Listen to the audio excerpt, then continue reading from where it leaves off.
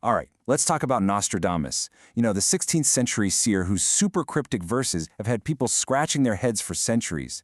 We're going to zero in on one prophecy in particular, one that paints a picture of a massive crisis, but also, interestingly, holds out this promise of renewal. So here's the big question, right? Can a poem that's almost 500 years old, actually tell us anything about our future? I mean, it's a wild thought.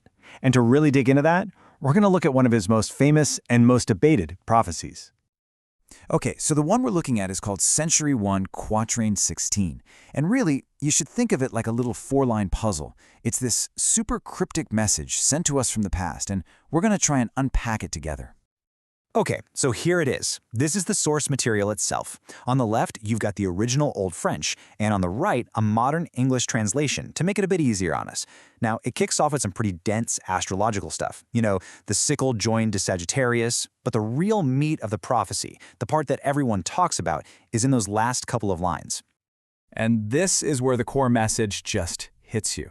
The contrast is, wow, it's so dramatic. First, you get this absolutely terrifying list. Plague, famine, death by military hands. Just awful, right? But then, bam, it completely flips the script.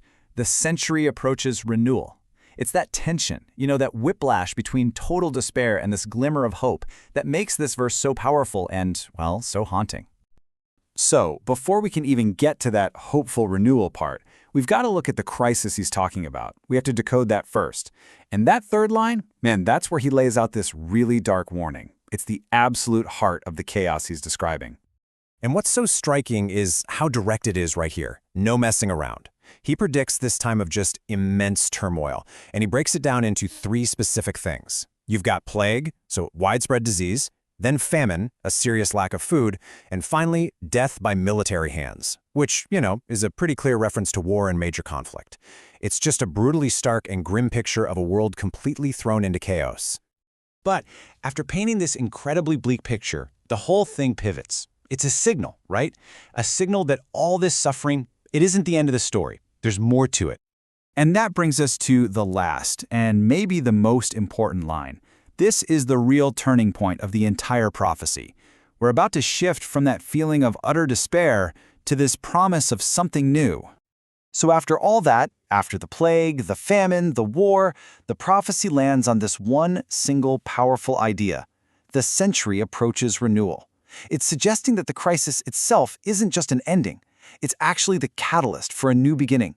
It's what kicks off a whole new era, a complete transformation. Which kind of begs a bigger question, doesn't it? Why are we still talking about this poem almost 5 centuries later? Well, I think the reason it endures, the reason it still grabs us, is because it taps into something much bigger. This timeless cycle that just seems to play out again and again throughout human history.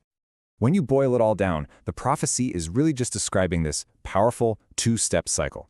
Step 1, a period of great crisis comes along and just shakes the world to its core. But, and this is the key part, that chaos isn't the final chapter. It's followed by step 2, the approach of renewal, a kind of rebirth. And that pattern, that idea of destruction leading to creation, well, it feels pretty universal, doesn't it? And that really leaves us with one last, pretty provocative thought to chew on. When you think about this ancient prophecy, and this cycle it describes, you can't help but ask a question that feels just as relevant today as it was 500 years ago. Is destruction a necessary path to renewal?